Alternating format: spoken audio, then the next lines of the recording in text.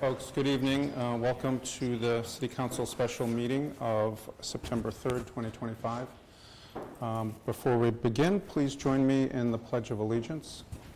I pledge allegiance to the flag of the United States of America and to the republic for which it stands, one nation, under God, indivisible, with liberty and justice for all.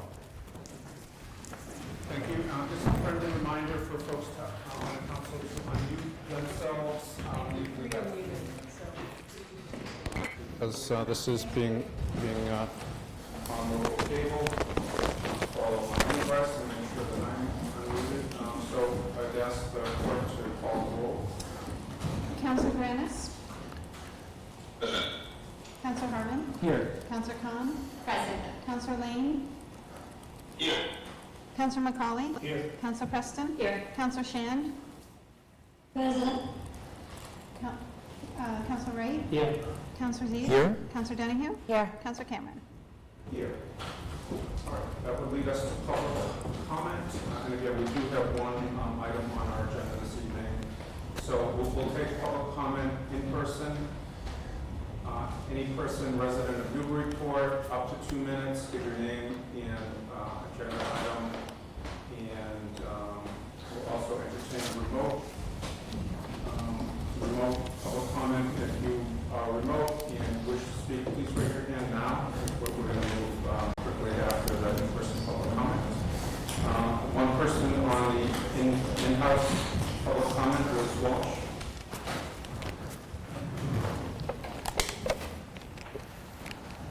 Liz Walsh for Virginia Lane.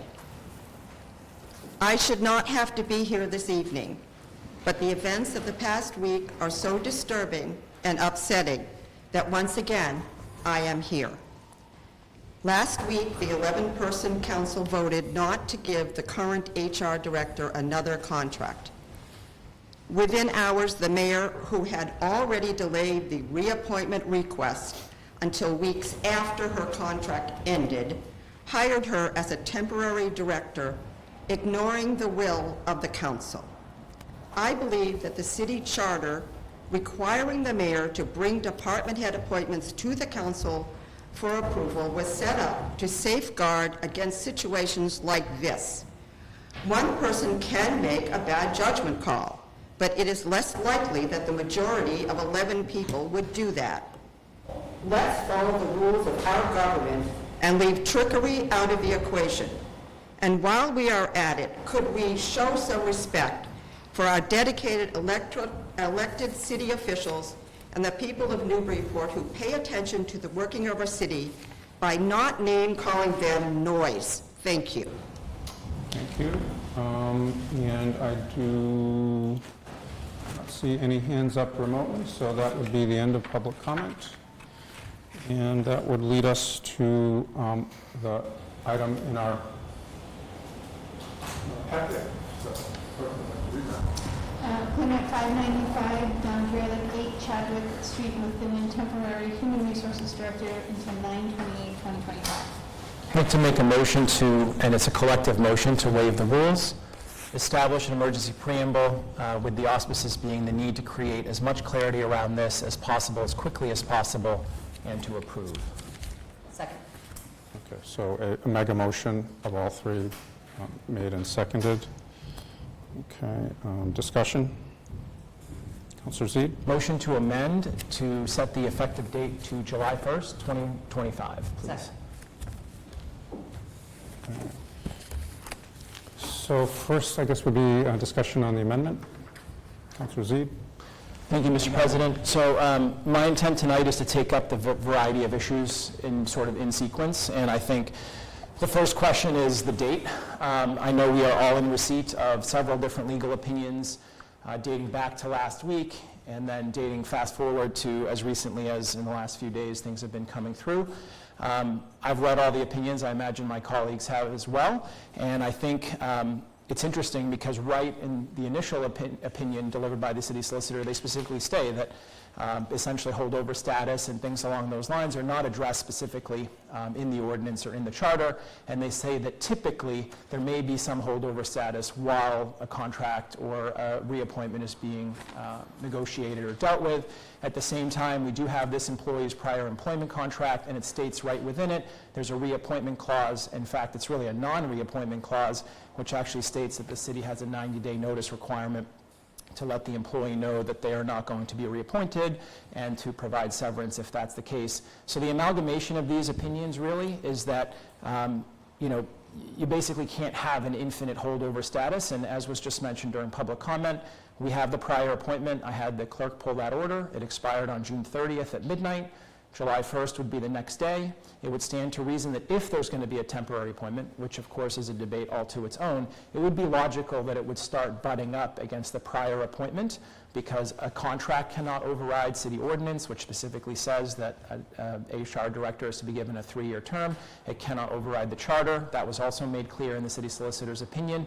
And so all of these things coming together, it stands to reason that it would go right and coincide right up to the end of the prior appointment. And the last point I'd like to make, in hopes of gaining support from my colleagues on this motion specifically to amend, is that if taken to a logical extreme, counter-arguments, which are that holdover status essentially can be an amorphous amount of time, it doesn't have a specific time limit, would stand to reason that effectively mayors could simply refuse to bring forward reappointments indefinitely and utilize the holdover status as sort of the hiding place if they liked the person who was there. On this city council floor, the mayor was asked several times, when will this reappointment be coming forward, during the interim period when it was still missing, and it wasn't submitted until over a month after the prior appointment had expired. So I urge my colleagues, we may have other debates on the role of the council in this, and I'm sure we'll have that debate shortly, but simply on the matter of the date, I ask for your support on this. I think it makes logical, cogent sense. Thank you. Okay, Councillor Khan? Yes, thank you. And this is on the amendment on July 1st. And, I definitely will support that. I think one of the things that has been clear, there's been, and I think we've all said it, the timing and the way things have not been coming through, it's a little frustrating, absolutely. And I think we said this before, like, look, here we are having a special meeting on something that we really shouldn't be having to belabor something like this. So for the amendment of July 1st, I definitely think that this certificate, or whatever we want to call this, the way it is right now, should be corrected. Now, the place where my confusion is, and I don't know if we talk about this yet here with this amendment, is really on making sure that if we are acting on this, and this is going to be the vehicle for us to make this kind of change, that it gets filed and with the clerk, and it meets the requirements that I do want to step back and say that there are certain things that the administration could do and some things that we can do. So I don't want to go through this effort to do this and then find out that what we did was not allowed, and it has to come from the administration. So that is something I don't have clarity on, but I do want to make sure that the administration hears this, and that we have and I don't see anyone from the administration here. We don't have legal here. I would, and we didn't talk about the emergency preamble, I personally would like this to go to committee. And in the committee, because we need to protect ourselves, because if we pass this and it has no teeth, then we've missed the opportunity to get the administration here to talk about this contract, to understand why are we in this position of when it should have been brought up immediately. Make sure that that July 1st date is mutually agreed upon with the administration. We need their collaboration on this to at least agree to that date so that we could set in motion the 150 days that they are allowed through our charter. And to me, I just want to do things right so that we are not making a misstep. And then again, same thing's happening where we're going to find out that they are able to I shouldn't say get away, but they're able to do an action that we here are trying to really highlight that we could do this better. Councillor Wright? With all due respect to my fellow councillor at large, I think we're getting ahead of ourselves here, because I don't think it's been established whether this is a legal whether the actions of the administration is in accordance with the charter. So that has yet to be discussed. So in regard to the motion to align the time frame, I'm fully in favor of that, whether it comes from the administration or not. It's in our purview. It's up for discussion on the underlying motion, but it's not. I think we should move forward. I'm fully supportive of changing the date. Okay, thank you. Councillor Preston? Yeah, thank you. So again, as stated, and I too have looked at the contract indeed does not have any holdover clause to it. And frankly, if the administration wanted time to have contract negotiations, they had 3 years where they knew where the deadline for the contract was for June 30th of this year, and they certainly had plenty of time to negotiate a new contract with this employee prior to June 30th. So to suggest that this holdover time is, for the administration to do negotiations really just does not hold any water for me at all. I also just want to add that on June 18th, which was the night of our budget hearing here, the packet for the next council meeting actually came out that exact evening. And in that evening, many of us were anticipating what was going to happen with the HR director. We all knew that her contract was running out at the end of June. And so we were really looking for her contract to be in that packet. And lo and behold, the packet came out that night. The packet did not include the HR director's appointment. So at the end of the budget hearing, another councillor and myself tracked down the chief of staff and said, hey, what gives? Where's the HR director's contract? She's done as of June 30th. What are you guys doing? And the chief of staff looked at me and goes, I think this is a very intentional move on the administration's part to try hard to delay and get around the council, to give them enough time to get to another council and try to make this council impotent. And I do feel very strongly that the authors of the charter did not put checks and balances into the charter simply so that a mayor can subvert those checks and balances. And I think, we as a council, we are the legislative branch of the city, and I think it's really important for us to think very long and hard about how we uphold the laws of the city and ask ourselves if we think that the authors of the charter put checks and balances into the charter just so that a mayor could come along and subvert those checks and balances. And it's very paramount to me that we think about that as we think about what this administration is doing and how they're trying to get around the council. But as it pertains to the motion, I certainly will be in support of changing the date to July 1st. Thank you. The amendment. Yep. Thank you. Councilor McCauley? Yes, I will support. Granis? Do you want him first, or? No, I said then Okay. Councilor Granis, yes. Okay. Thank you, Council President.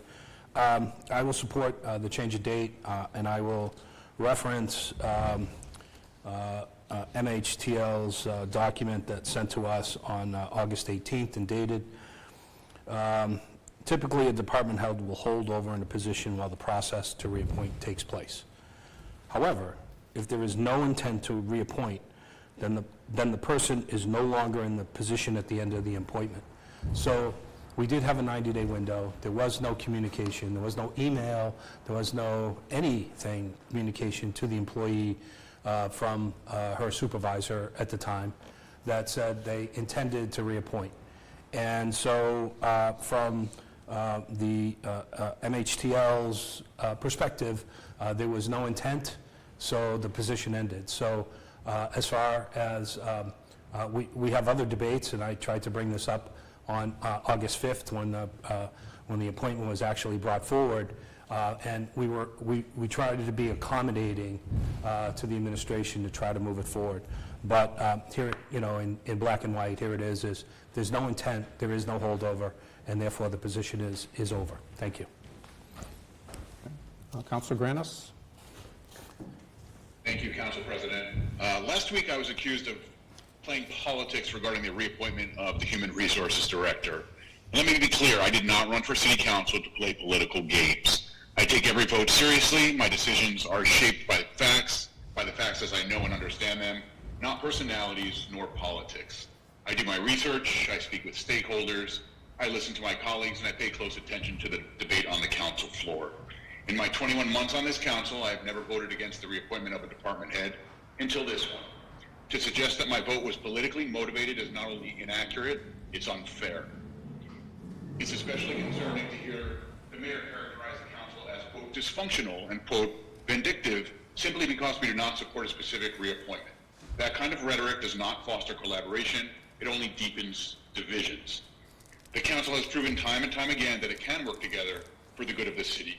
We voted to support the Brown School redevelopment. We moved 59 Low Street project to a debt exclusion vote. We backed the continuation of the 5-year streets and sidewalk plan. When we agree with the administration, we are praised. But when we disagree, we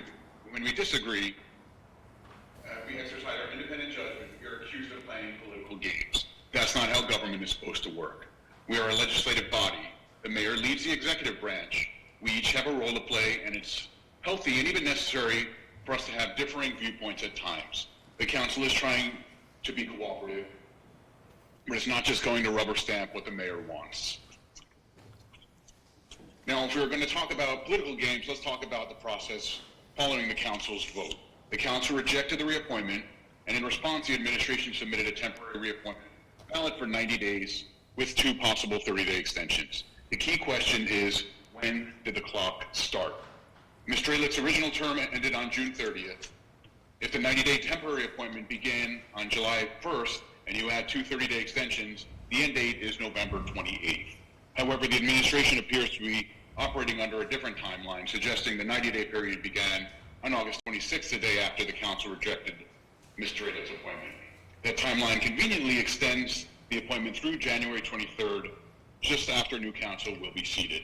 If that's not political maneuvering, I'm not sure what is. This isn't about personalities, it's about process, transparency, and respect for the role of this council.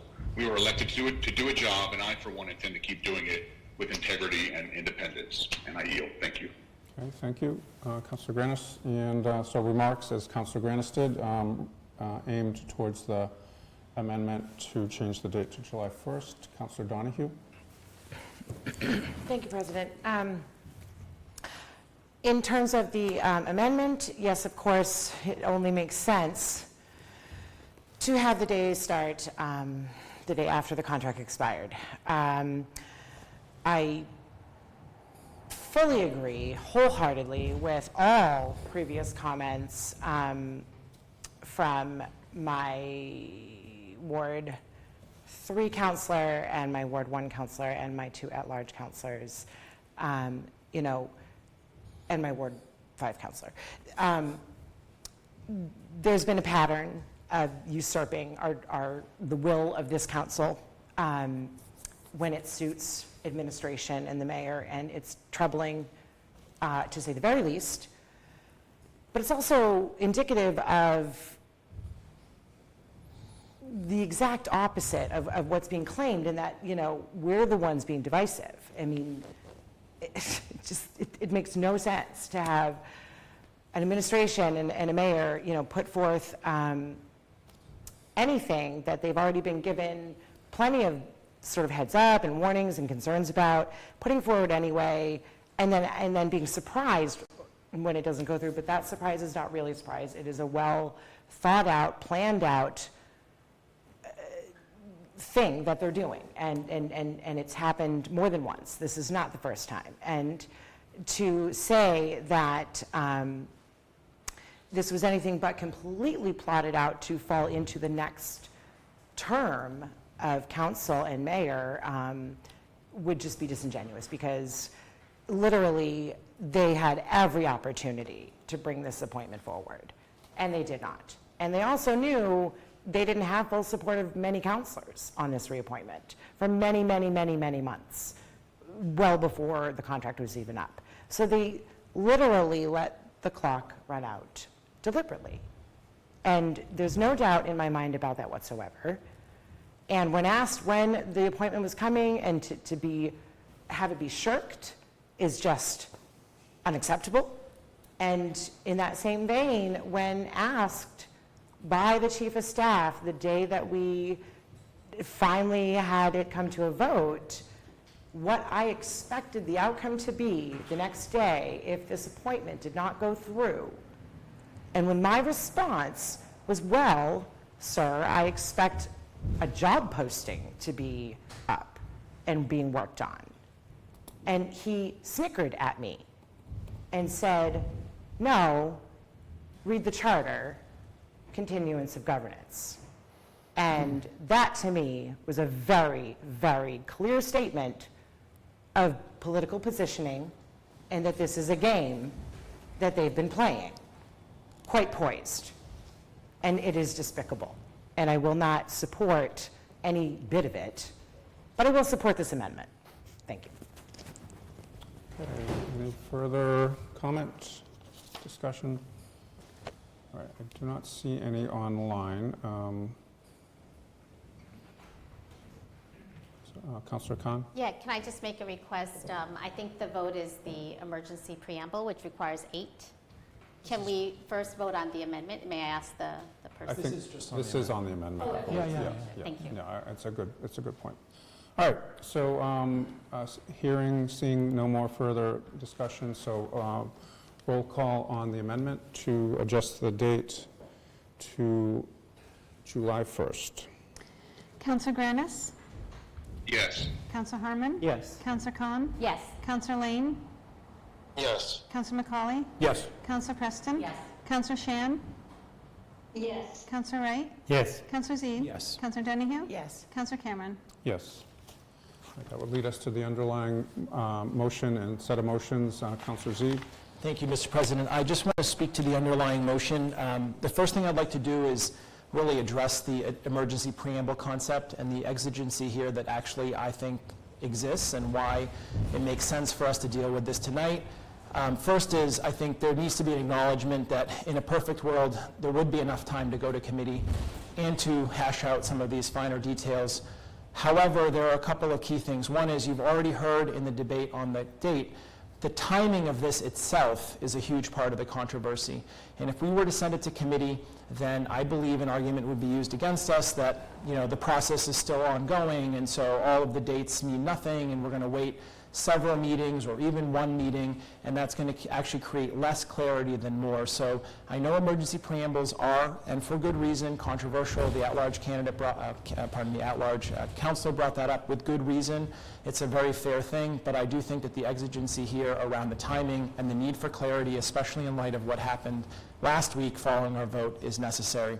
I will remind councillors on the exigency, you may remember recently we had a reappointment for a city solicitor, and we were given 45 days on the nose with absolutely no grace or consideration or decorum around the 45 days. It was 45 days. So the precedent was set then that there's no malleability here, which is fine. We should follow those rules as they are. That was an error on the part of the city council, should be acknowledged. We went beyond the 45 days, and the mayor clearly used that against us. Such is life. I'm sure, confident we won't make that mistake again. But in the same context, why would we offer any courtesy in return when that's sort of the working attitude, despite other comments about wanting collaboration and so forth? That's the first thing I wanted to address. The second thing is, I wanted to address specifically the notion of 30-day extensions. I personally, and I speak for myself as always, do not agree that the mayor would be, if this were to pass tonight, the 90 days is entitled to 30-day extensions beyond the initial 90, and I'll explain to you why. In section 3-5, it says, but not more than 2 30-day extensions of a temporary appointment may be made, and here's the operative statement, when a permanent vacancy exists in the office. How can one argue that there's a permanent vacancy in the position when A, as the Ward 2 councillor brought up, there has been no mention of a search being undertaken, not even one in name only, not even to just pacify us and say, we're going to put a job posting up and hush, hush, we're going to hire the same person. There's no mention of that. Secondarily, and B, we are literally appointing the same person. So how would one argue that that's a permanent vacancy? It is an illogical statement. And that leads me to my third point, which is, I think that the charter provides for the city council's involvement in appointments. Absolutely. I think there's no question about that, and I include temporary appointments in that. I think that I've been on the council for 10 years, and sometimes things are controversial, and sometimes they aren't. Clearly, we're in a phase where it is controversial, and we're going to, cross the T's and dot the I's, and that means that we're going to follow everything to the letter of the law. And in this case, the council, in my opinion, again, does have a role, and it has a choice on this temporary appointment. But whether it fails or it passes, or I should say if it passes, I don't see a path to 2 30-day extensions based on the language in the document. And I'll just close by saying we could obviously spend hours here arguing the finer points of every single sentence and word in the charter, but I hope everybody in the council and beyond would probably agree that even if you're willing to hand over the argument that this is a legal maneuver, it certainly is abusive of the charter and of the city council for the very same reason. For example, you can't bring zoning in, have it fail, and then just come back with the same proposal 2 weeks later. There's a cooling period. So that concept exists, and that's something that needs to be called out and dealt with. So again, I ask you for your consideration. I do understand the controversy around emergency preamble, but I think it's justified, and for the reasons I've stated, I do think this temporary appointment should fail. Thank you. I'm sorry, what was the last thing that you said? I do think this appointment should fail. Okay. Thank you. Councillor Wright and then Councillor Khan.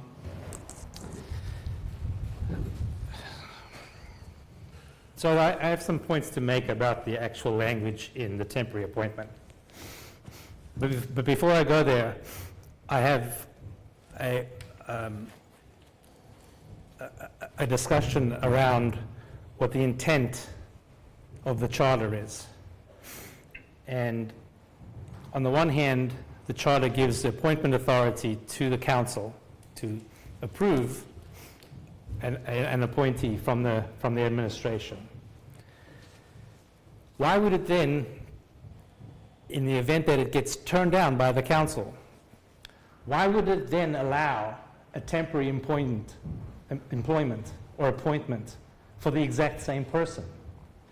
It doesn't compute, it doesn't make sense.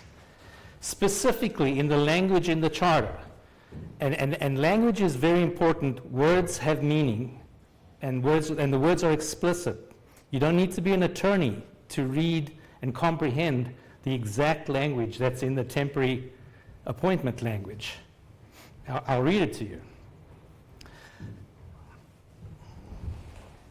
If there's a vacancy, the mayor may designate the head of another city agency, not the same city agency, another city agency. It's explicit. If the language was neutral, it would have said perhaps any head of a city agency. Or if it was to be even more specific, it would have said the same head of a city agency. It doesn't say that. So the legal opinions that have been provided to us have answered all the wrong questions.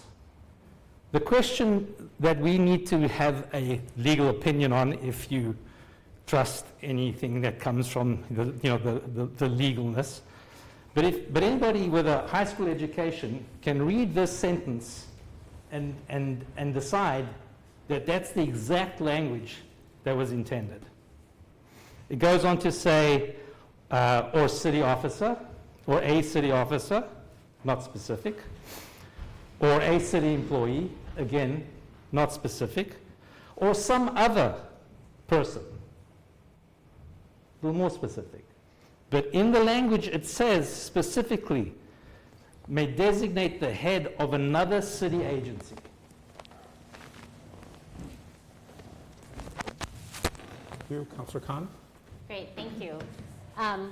Yes, so in looking at, I think we're all kind of becoming charter experts, and we, whether we want to or not, and I absolutely agree that there is part of what, when we look at law, it's always about the intent and what are the goals of what's being tried to be accomplished. So I understand that section 3.5 is allowing a special circumstance, and that special circumstance is this vacancy, either temporary or permanent. And I completely agree with the at-large counselor in terms of the designation that the mayor can make and is allowed to make, that they would then file with the clerk. In terms of how that person is identified, I think there's a few things where it's specifically, and I'll focus on the vacancy component, that if it's vacant, and the assumption is, however you may have gotten to the vacancy, other communities might say a resignation, looking at other communities, when the sections of temporary appointments, they're very specific. Resignation, death, retirement, there's very details about how that vacancy occurs. In our situation, it was a vacancy that really was triggered by not accepting the appointment for the HR director that was before us. That's how the vacancy, that actually triggered the vacancy. And that is actually what, before that, in terms of the contract allowance, whatever you may want to call that, but the appointment that we filled here is really what now did not bring forth that person. That person was still operating and working in the city until that appointment that was in committee came into our packet on August 5th.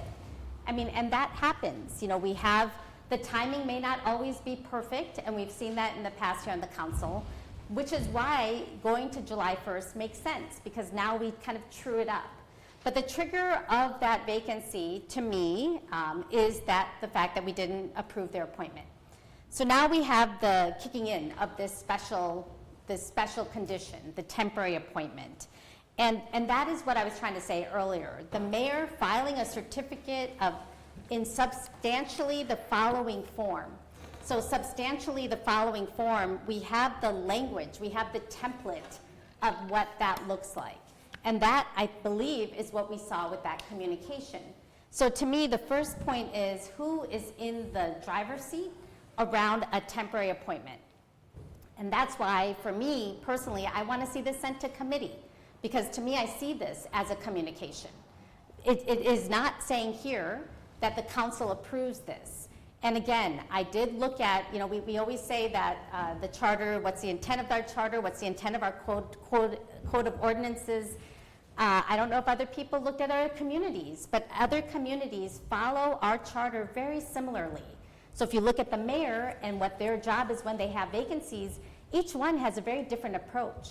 One of them, in Salem, the way you fill a temporary appointment is it says you follow the regular appointment process. So we, in Newburyport, have this special clause, which, you know, when we do our charter review in 2030, here's another item that we should be noting to maybe revisit. But I guess at the end of the day, my goal is that we don't approve this in a format that's not consistent with our charter.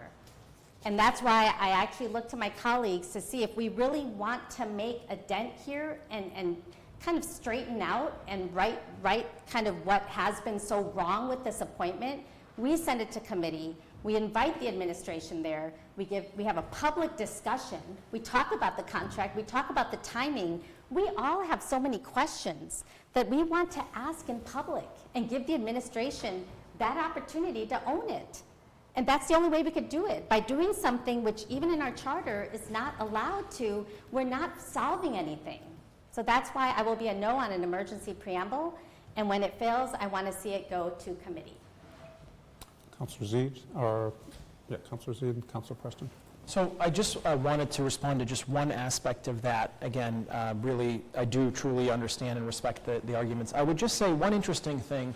In 3-5, it does provide for something that says substantially similar to the following form, and that was copied and pasted into an appointment, except that there was one important thing that was left out, and it says I, referring to the mayor, designate name of person to perform duties, blah, blah, blah, on a temporary basis until the office can be filled. And that is indeed in the communication appointment, the appointment that's in your packet. But then after that, it says here, in parentheses, as though to note this, here, it says here, set out the regular procedure for filling the vacancy, or when the regular officer shall return. So that's conspicuously absent in the appointment that was submitted to us, in the letter that was submitted to us. It just says it will be, this is an interim appointment until it can be filled. It fails to set out the regular procedure for filling the vacancy, such as saying, we are going to be posting the position, we are going to be entertaining candidates, and then we will make a selection. You'll notice that when we did the DPS interim director, that was discussed. You know, we're going to go out, and I think mentions of things like the call-in center and what have you to help identify candidates is fairly normal. So with due respect, I think even the appointment, the letter that was submitted itself is questionable as to whether it complies with the charter. It's not setting out any process, and that's because, as my colleagues have stated, the intent here is to simply keep reappointing this same person, evidently, at first for a temporary of 90 days, and then evidently with 2 30-day extensions, and then magically the City Council will simply agree. I yield.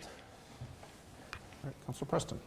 Yeah, thanks. I appreciate the argument, and I find both the arguments from both of my fellow at-large councilors. But I do have a question for the at-large councilor that last spoke about why they feel in particular that the vacancy starts with the lack of appointment at the August 25th meeting, as opposed to a vacancy when the contract and the appointment ran out. Because to me, it would make much more sense that the vacancy occurs when the position is, the contract for the person in the position ends, and when the appointment of the person in the position ends. And then secondly, why in particular, with the exception of what the councilor from Ward 1 mentioned, why in particular you feel that the certificate that is in front of us in the packet is not in accordance with the charter? So just a reminder to direct questions through the chair. But Sorry. I think, you know, okay. Sorry, I apologize. I mean, Councilor yeah, Khan? I guess I could. I mean, I think we're just, like, in terms of the vacancy, I mean, we had in committee the discussion on the appointment. So the appointment failed in a meeting. So it pretty much became very clear it could have been approved and then it wouldn't be vacant. So it's really just a semantics. So I don't have any, like you heard me say, July 1st works, it makes sense to me for the kicking in of the time. So to me, it was truly vacant when we said no to the person. Okay. Councilor And Granis? what's the other question? Sorry, I didn't Okay, get the yeah. other one. If I may, through the chair, the other question is why in particular is the certificate in front of us not in accordance with the charter? Why is the certificate in front of us not in accordance with the You said that it's, I think that's Councilor's, Ward 1 Councilor said that. oh, I thought, oh, okay. All right. I yield. Okay. Councilor Granis? Oh, I'm sorry. Yes, thank you. Councilor Granis, hold on one second. I'm sorry, I missed Councilor Donahue's hand. Thank you. I did Councilor Don- earlier, but you might. Oh, I'm have the sure, same yeah, one. please, go ahead. Okay, thank you. Sorry, Councilor Granis. I'll try to be quick.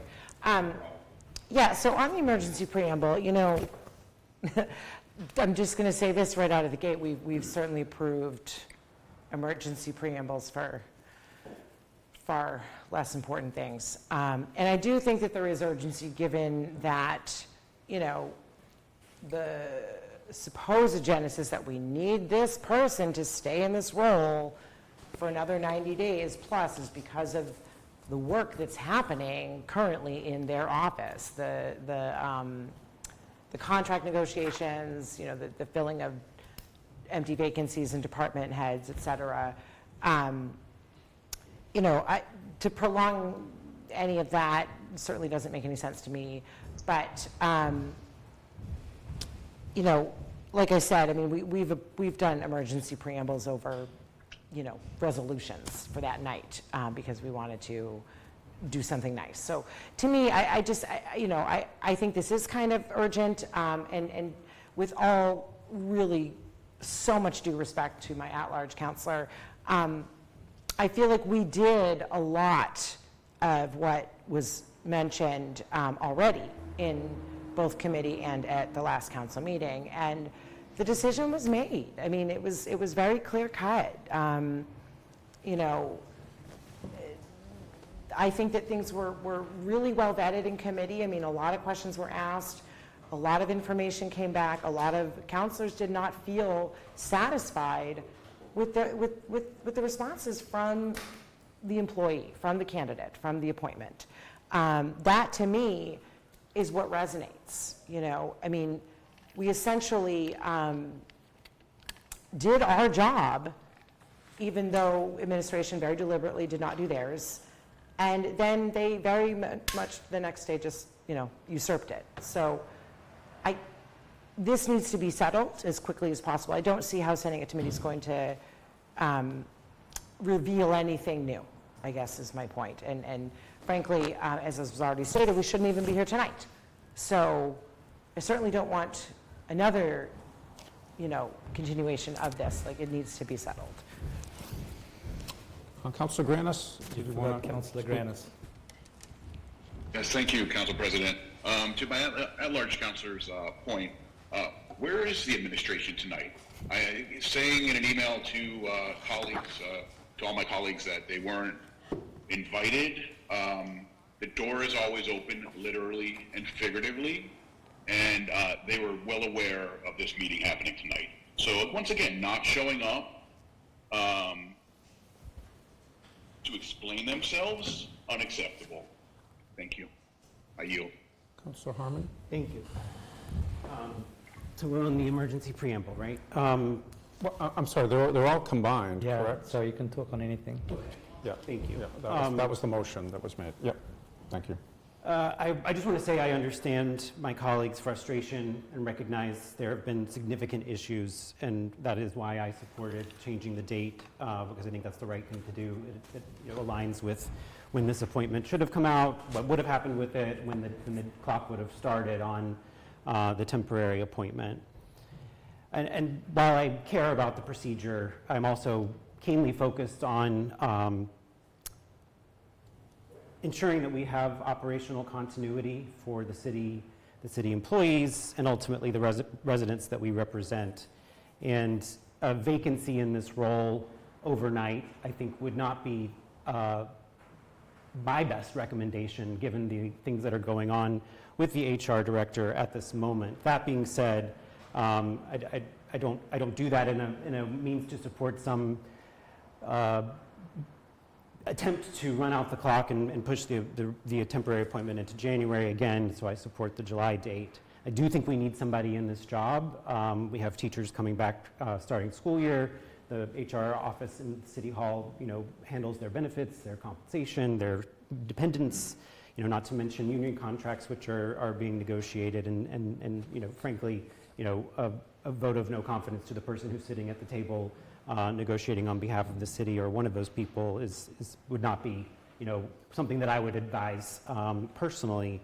So I do think there is some justification to have this temporary appointment.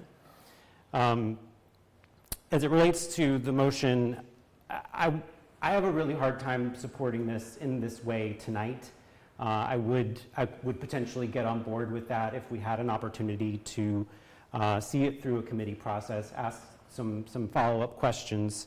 I know there's some differences of opinions around the legal opinions that we receive, but I, for one, studied music and not law, and so I have to rely on the experts that we employ to give us guidance. And so based on that latest guidance that we received, which is attached to the meeting tonight, the mechanism by which we converted this into an appointment from a communication, it gives me strong misgivings about what, you know, I am able to do as a counselor who took an oath to uphold the charter. We're talking about the charter and the balance of power and all checks and balances, all of those things.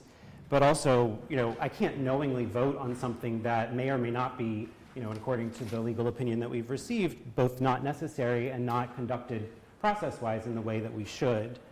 Again, I may be able to get on board with something like that if we had an opportunity to have that dialogue in committee with other representation present, but trying to do this tonight without any of that makes me, two wrongs don't make a right. Thank you. Councilor Preston, Councilor McCauley, then Councilor Zede. Yeah, thank you. I just want to respond to a couple of things. One, I want to point out that the teachers have their own HR. There is a separate HR function specifically for the school district. But while it is true, though, that the citywide HR does handle the benefits for all of the city, I will remind others that we do indeed have an HR specialist in place. The appointee, Ms. Dralick, actually served in the role of the HR specialist under the previous HR director. And when that person left, she fulfilled that role. So it is certainly proven that the person who's in the HR specialist role, it is basically the largest part of their job is managing the benefits, and certainly the person in that role could handle those benefits. And I think it's very telling that the administration is not here tonight, and that there is not a legal presence here either. It is simply ludicrous to suggest that that the administration was not invited. As far as I know, nobody makes a special invite to the administration for every regular council meeting, and certainly the mayor gives us a report at every regular council meeting, and I don't ever remember, other than a vacation, where the chief of staff was not present at one of our regular council meetings. So the suggestion that they were not invited tonight and that's why they're not here is really just offensive, frankly. And so all I can imagine is that the administration wants for this to go to committee so that they can have even more opportunity to try to plead their case, because clearly their case has not really sat with us so far. So this just seems like more subversion and more, runaround from the administration, and I just really don't appreciate it. Thank you. Before Councilor McCauley, I'll just make one point of information regarding the city solicitor being here, so Karis North or Sarah Spatafor. As we all recall, last week was kind of a lot of going around trying to pin down a date. They did have conflicts on both tonight, so that wasn't their fault. I won't speak for the administration. Councilor McCauley? I'll yield to Councilor Zede. Thank you. You don't get a lot of opportunities to have these kinds of conversations on the council floor, but I'm grateful for them. And I really want to respond directly and respectfully to my Ward 4 colleague. The city solicitor is not running the city of Newburyport, not for the administration and not for the city council. And we are here tonight because of a series of train wrecks resulting in a massive pileup of dysfunction. That's why we're here tonight. And in my humble opinion, observing this over now several years, one of the big reasons for all of those mini train wreck pileups is constantly going to the city solicitor and sort of having the wrong attitude about what the role is of the city solicitor, how often to call upon the city solicitor, and so forth. My at-large colleague said it well. Read the charter, read the language. It's okay to make a sensible read of the document and to make an argument. I note during the conversations about setting this meeting that at least one person said, unless the city solicitor says we can do this, I'm not interested in any meeting. But not even to hear from your colleagues, not even to hear the arguments that they were elected to make on this floor in an effort to sway opinion of their colleagues. That is the purpose of this body. The city solicitor is not running the city. The city solicitor had a series of opinions. I think they should all be respected. They're obviously reasoned and sensible arguments that were made within them, but they're not the law in the sort of very hierarchical purpose of calling it the truth, and they're not the end all and be all. And we can go to committee and we can ask the city solicitor and they can give us a variety of different opinions. Unfortunately and ironically in this conversation, the city council having any sort of cogent legal representation or help has been elusive this year. And not just since the appointment of the city solicitor itself failed. I mean, talk about irony. You can't make this stuff up. It's happening in real life right here in Newburyport. So how long do we have to wait? Do we have to get a green light from the city solicitor in order for us to read our own charter and decide how we wish to be governed and the way that we wish to work together and the way that we try and collaborate with each other and work under that charter? So again, I respect that there can be different reads on the charter. I respect there can be different interpretations, but the concept that the only one who's qualified, able, or willing to read and understand anything, our charter, our ordinance, our city council rules, is the city solicitor, is nonsense. We have a city clerk, we have a city council, we actually write laws, so it'd be nice if we could read them as well and interpret them and utilize them. And we have an administration, which also deserves some respect, and we have checks and balances, and that, at the end of the day, is what the heart of this is. So the last thing I'll say is, the motions were combined on purpose. It does require, in order to waive the rules and to establish an emergency, a vote of 8. On my fingers, I'm not counting to 8, which is fine. I think different people want this to fail for different reasons. But I really just want to impress upon people that it would be nice to get support on the emergency preamble, and if there were indications that the emergency could pass as a standalone, I'd be happy to divide the question, and that way people could opine specifically on the emergency. But I do think the councilors that want to speak tonight have a right to vote, or should be offered the opportunity to vote. And in doing so, that would mean the emergency preamble needs to pass. So I'm asking councilors if they'll offer their thoughts on that offer. I'm going to call on Councillor Shand and then Councillor Harmon. Shand, Harmon. And then Councillor McCauley was before. Actually, Councillor McCauley first. Sorry about that. Yes, you did. Well, you deferred to Councillors. Do you want to speak? Yeah, I do. Thank you, Councilor. Councillor McCauley Thank you, and Council then President. Shand. Thank you. I will support, I plan to support the emergency preamble, whether it's combined or not, because I do think we have to address, I think it's critical that we address some things going forward, right? So in a temporary appointment, it's noted, again, from the MHTL August 18th conversation, where it was a Q&A document. The office, a person serving in temporary offices only has the powers essential to the performance of the duties. So they don't get to do their job. They get to do the basics of their job, right? And so that's why it's a temporary appointment from usually somebody who's not going to be in it full-time, and what they do is they do the basics of the job. They don't get to negotiate contracts going forward, because that's not just the basics of what they do. They get to do paperwork.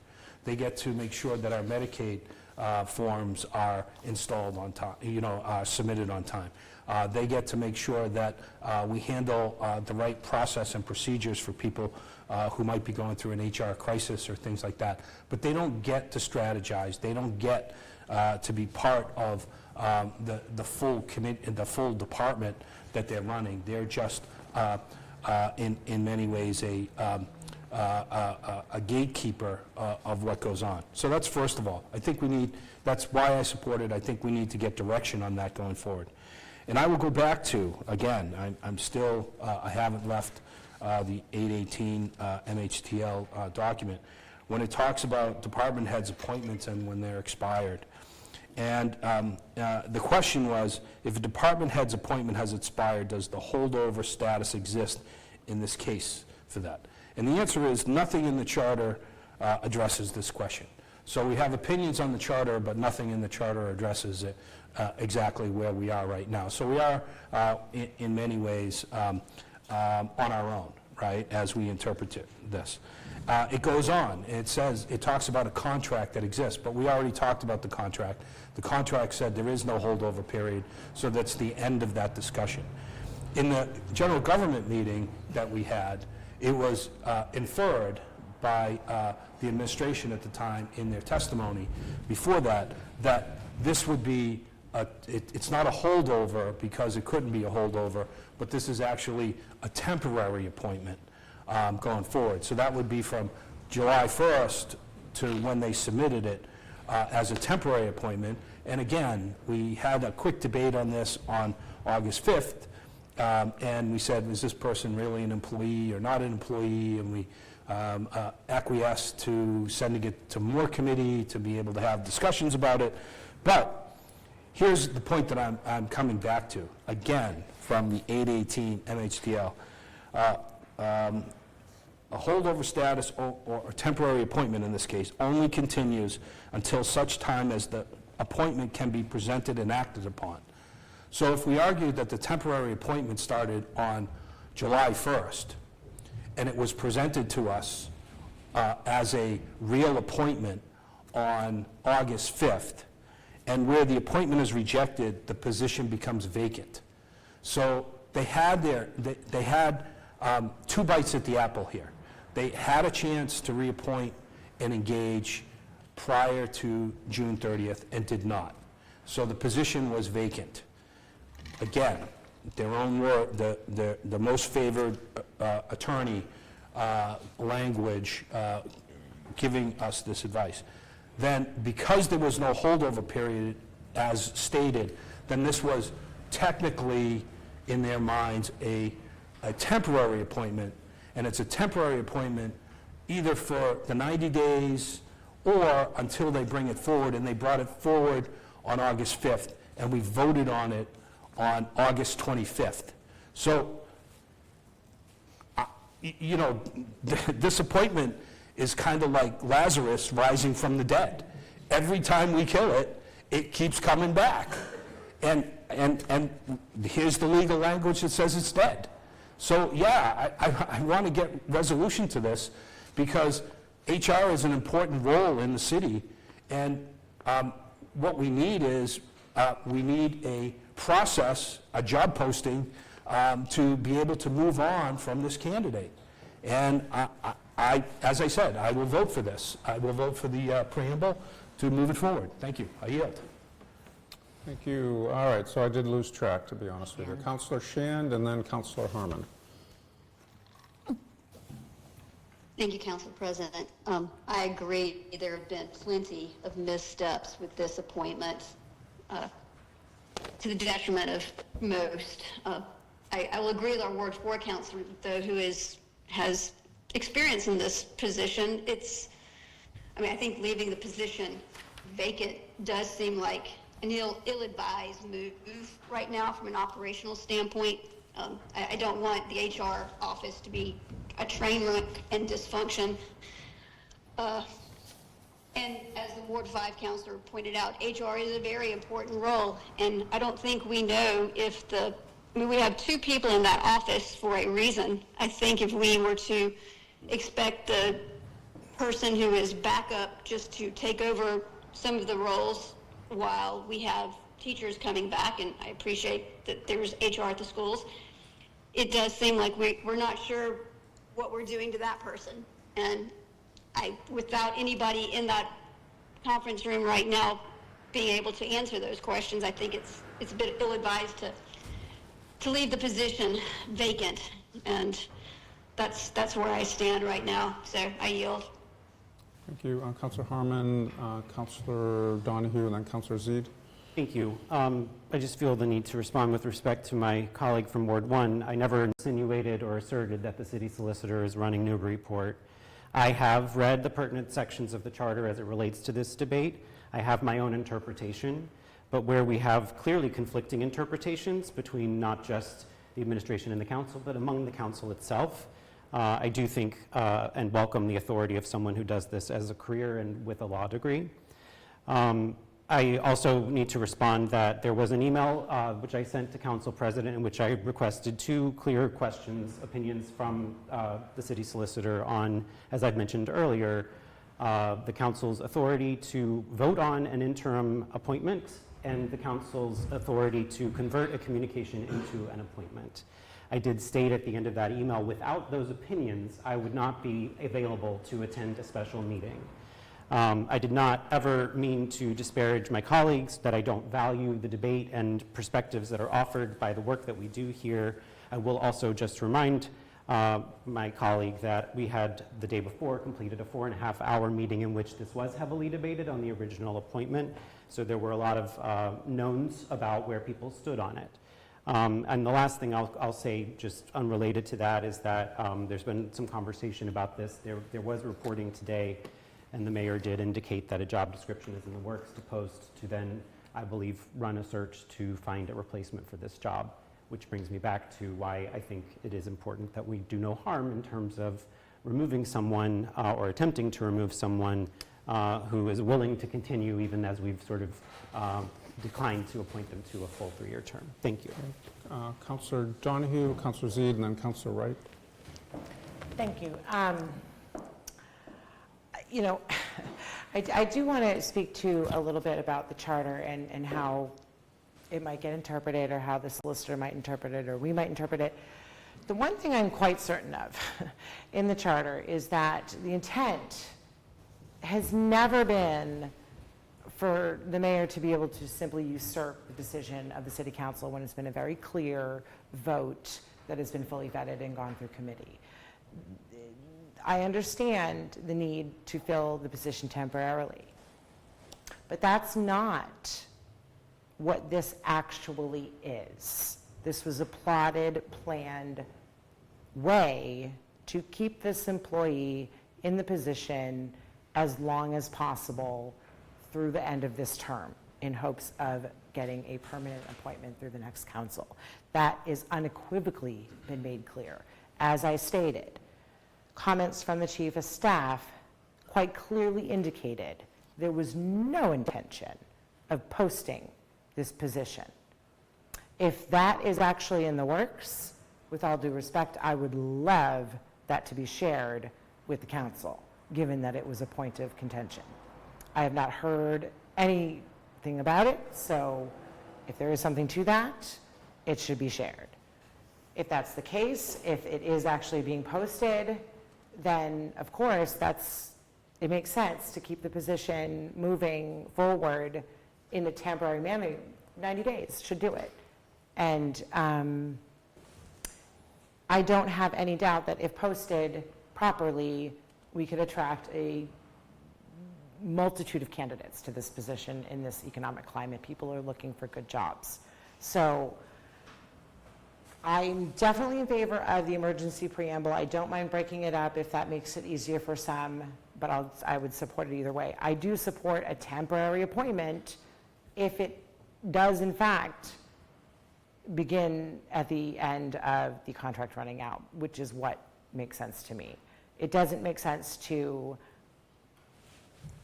the contract ran out and that was it. They knew it was done, and they purposely let it continue to run.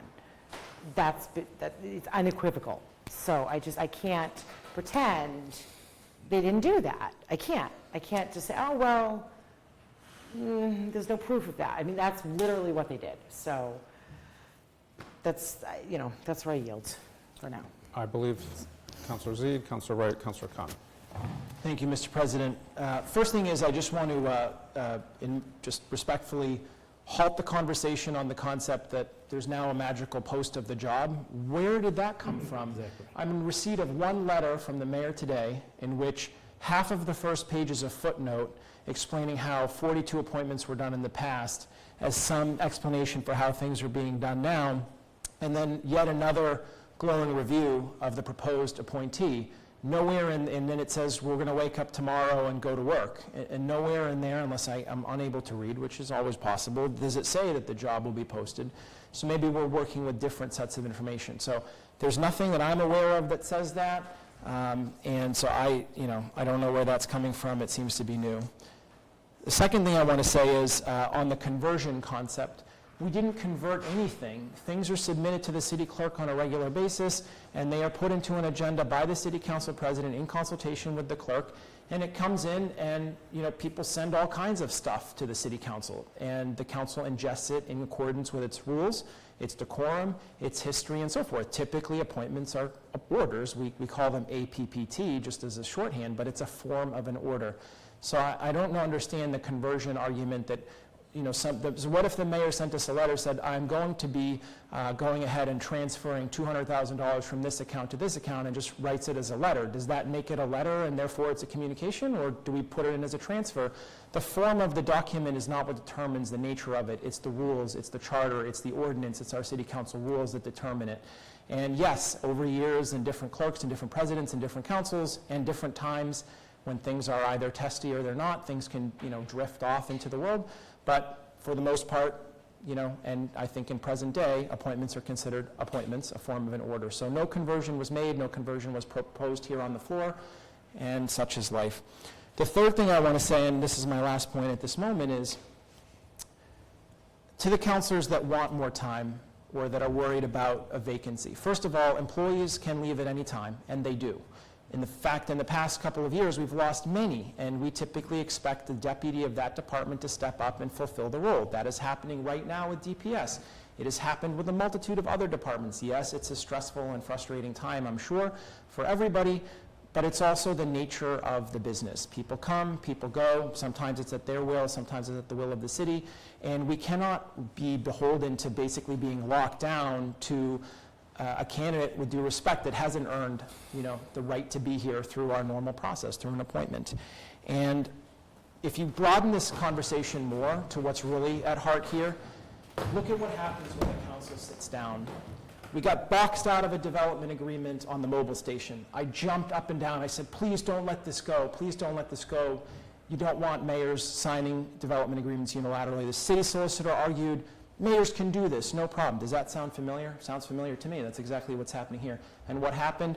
We got boxed out of Kmart, and we are right now being boxed out of the Waterfront West conversation. It's happening, and eventually it will come to this floor at a time when it will be argued to already be done.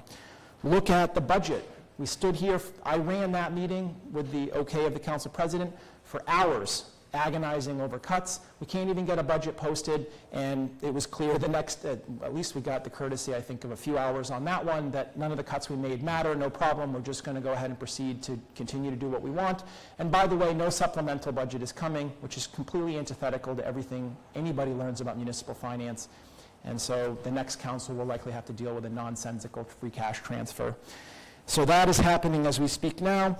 And so those are three agreements. So I beg the councilors that want more time. I really do understand where you're coming from. But when do you put your foot down and say, we've got to assert some authority here as a city council, or just keep getting run over, sending things to committee, and hoping we can work things out?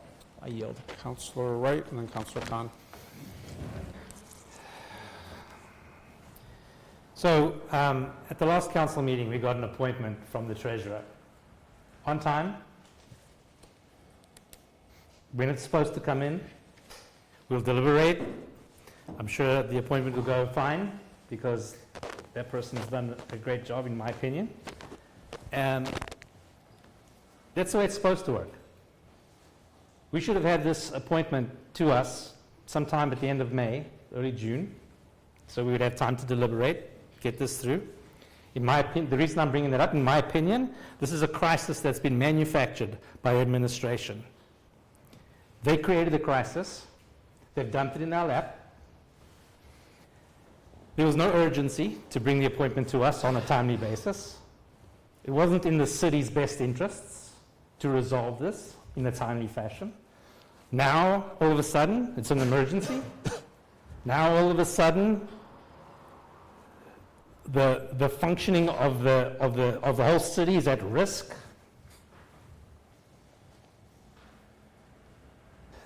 There's plenty of alternatives to this whole process, which is absolutely counter to the charter. Anybody that's, as I've stated before, it's counter to the charter. When we didn't have a IT director, what did we do?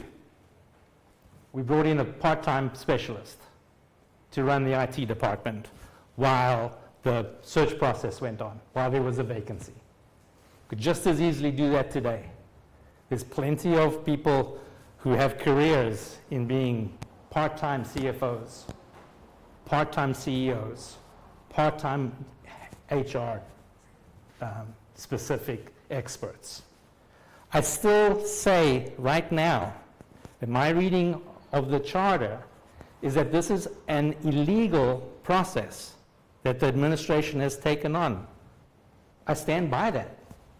It's a crisis of their own making, and now it's become our issue. And so this has come in as an appointment. I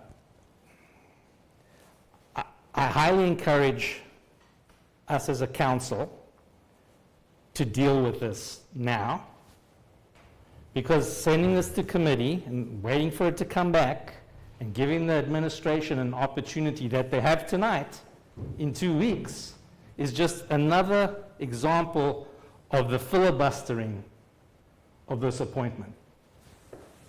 Contrary to the charter, specifically contrary to the language in the charter, most definitely contrary to the spirit of the charter. And so if the mayor and the administration can completely ignore the council, it's not a democracy. We may have to start referring to him as His Highness, the Mayor,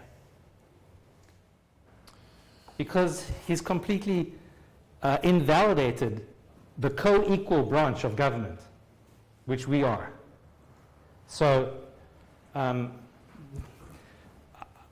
disappointed that we don't consider this an emergency, because in my opinion it is, and I'll be supporting the emergency preamble. And if I've gone beyond where I should have, my apologies. Okay, thank you, Councillor Khan, and then I believe Thank you, Council President. Councillor Lane afterwards. Yeah, I think it's unfortunate. You know, this is what happens when we don't have time limits on how long we can talk.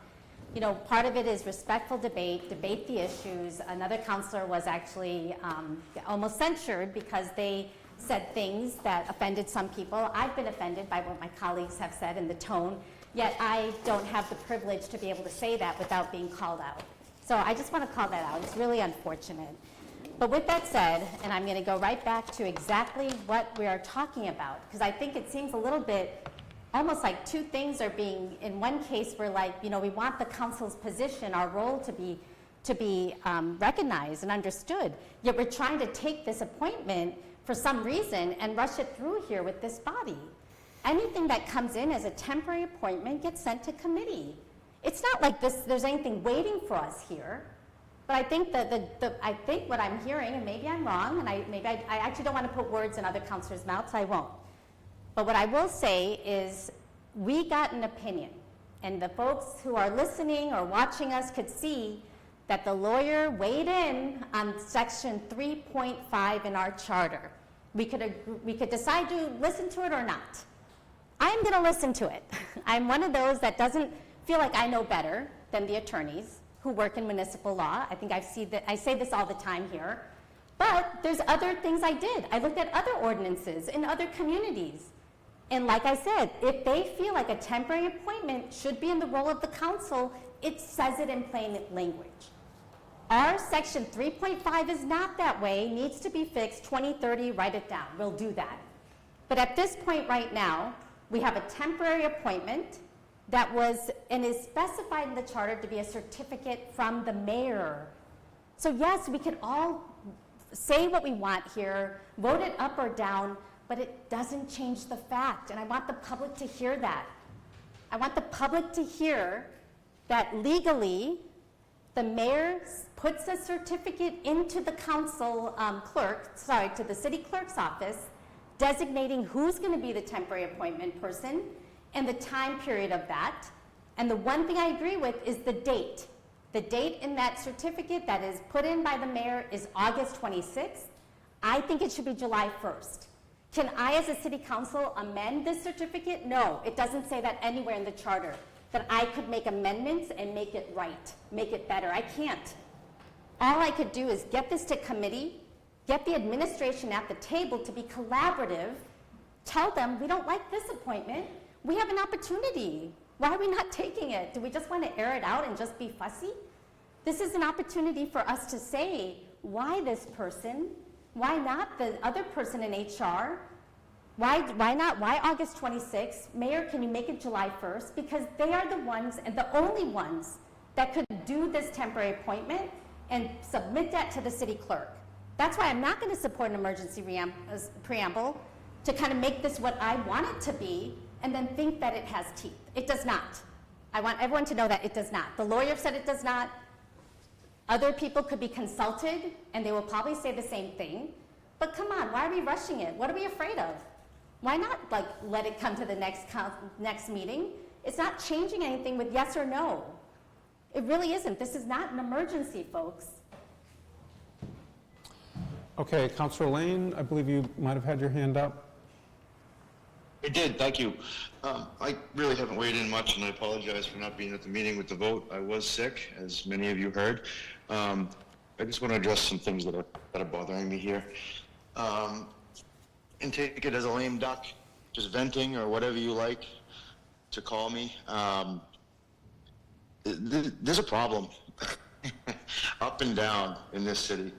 And this is a long line of things that are, in my eyes, our solicitor, very wholeheartedly as a group, had no confidence in, is being weaponized against us. I don't know if we see it, but looking at this as though it was a business, and we're the board of directors, and then we have a CEO that is continuously going over what the will of the board is. To me, that's a hostile takeover, and that really concerns me with the processes that are going on right now. I'll support the emergency preamble. I feel like we should get this out. I do see also the at-large Councillor Khan's point. I'm hearing that it's not an emergency, it is an emergency. What would happen if this person retired and it was a vacancy? Is my question that I keep going back to. Do we have somebody in place that would fill that position? I feel like we do. I feel like we have an HR specialist that, where there's no exigent circumstance here that we could appoint that person, or the administration could appoint that person as an interim until we get the job posting. I don't see what the problem is with that. But what I do see is a pretty clear slap in the face, yet again, and saying, I don't care what you say, I don't care how you vote. You're voted in as representatives for various parts of the city, if not all of the city, to speak on behalf of the people and to represent them. Clearly, that's what's not going on here. We're being stepped on as a body that represents people, just like the administration does. And I find it disheartening, to be honest. I stepped forward and wanted to be elected to help the city and help people, and just the absolute chaos that's going on is just so disheartening. I don't think I've ever seen it in Newburyport. And I grew up here, and I've been through some things like the hotel vote way back when, and open waterfront. And this is just next level to me, and I don't like the direction it's going one bit. But at any rate, I just wanted to air my thoughts, and I'm going to support the emergency preamble. I just hope that this body and the city starts doing the right thing. And I'll yield. So just as a procedural matter, did anyone else have a hand? So right now, it's a combined motion to waive the rules with an emergency preamble and approve. So if you vote yes on that, you voted to approve this. That's my understanding. Councillor Khan and... Yeah, can we separate it so that we could vote on the emergency preamble? We could? Is that the sponsor, original maker of the motion, and the seconder? Unfortunately, I can't concur. I'm going to be blunt. I don't see that councillors who disagree with this will give the rest opportunity to vote on it. So you need 8 to get to an emergency preamble to then have a vote on the question itself. And absent that, there will be no opportunity for us to vote on the actual appointment. That's what I was trying to invite councillors to opine on. I'm still not counting to 8, so I don't withdraw my motion, and I don't know, the second doesn't matter, sorry, but if the primary won't withdraw, so motion is on the floor. Okay, so it's a combined motion. Councillor Khan and then Councillor McCauley. Yeah, just a clarification. If we fail this, does that mean we don't have the matter that we could send to committee? I think it would be, It would still be on the floor. I'd look to the clerk. I think it would, I'm not sure. To still be able to vote on it without the emergency, the motion's dead at that point, if you voted. Yeah. That's the... Sorry, clerk, so you're saying that if we vote on the emergency, keep it bundled together, and it fails, then we can't send the matter to committee? Right. So I want my colleagues to hear that. You know that the emergency preamble is probably not going to pass, but you're okay with that because you don't want this to go to committee. You don't want to fix the problem we all raised. I just want to point that out. Councilor McCauley? Yeah, so we could vote for emergency preamble and handle the matter, and if we can't get to resolution, we can send it to committee. But if we don't, that doesn't mean we have to vote on it tonight. We're voting to accept it tonight. And so for debate, for further debate. So if we want to kill the thing and put it in, have it submitted to another council packet, that's a month later, that we go on here. And I think there's an urgency here, and I'll keep going back to reiterating this. The intent of the charter is to provide continuous government. I think we all will agree to that in general. But it's not our issue. It's the administration's issue that needs to maintain that. And there is a clause in there for temporary appointments, and I'm going to say within reason, although it doesn't necessarily say that. Because when we talk about things like this, we rely solely on the administration's opinion that this person, who they will vouch for, can go forward and handle that for 90 days. That's the antithesis of everything that else is in the charter going forward, right? So again, the administration, any administration could make an error in judgment. They could pick the wrong person, they could do anything, and they're solely responsible for that. And the antithesis of that in the charter is that there's always a checks and balance somewhere along the line. And I think historically and precedent-wide, the council has always been accommodating to a temporary appointment to continue government going on. But that's not the case here. And that's what I want to try to reinforce here, is that the intent of these maneuvers here is not to continuation of government. It's to stall until they can make another resubmission at a later time. So there isn't anything in the works that we've been told, which should have been part of the temporary appointment, that they're looking for a new HR director, that they're looking to fill the role. What we've been told and what we were told in committee is, we'll just wait you out because you're all lame duck. And so that's not the intent of the charter. That's not the intent of collaborative government. That's the intent of a political maneuver.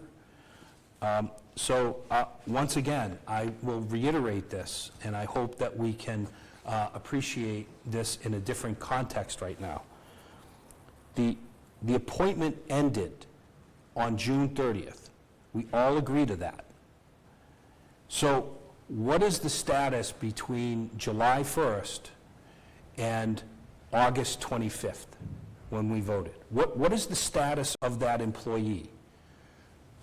The lawyer, the legal word, the most favored attorney of the mayor, says it's not in the charter.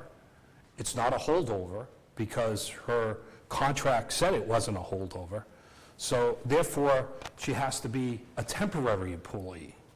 Now, she's a temporary employee without notification, and again, would be accommodating, but, and that's where we are in receiving this.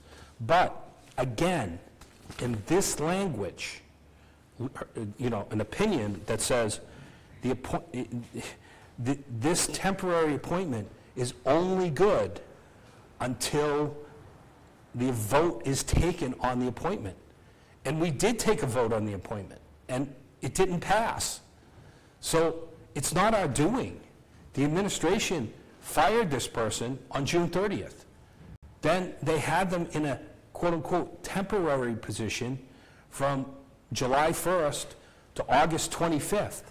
And we did not approve that nomination for appointment. It's over. And that's the point here is you don't get to make up a status of an employee. On August 5th, I brought up the point when this nominee was brought forward. What happens if this nominee fell down the stairs and sued us? She would not be an employee because her contract had expired. We already have a situation like that going forward. So we have experience with this stuff. And that's kind of the problem here. From July 1 to August 25th, you can't have an employee in limbo. You can't have somebody on the payroll who doesn't have a status. And this is the point. And I know that this is kind of, sausage making, clumsy kind of work, but this matters. These dates actually matter. And so we already had a temporary appointment of this individual, although the paperwork wasn't filled out appropriately. And so we already went through a committee review of this person. They had an interview. This person also had private interviews with a number of councillors, and we came back and we voted, and this individual did not secure enough votes for passage. So how can we get another temporary appointment to somebody who's already been temporary appointment and then rejected again?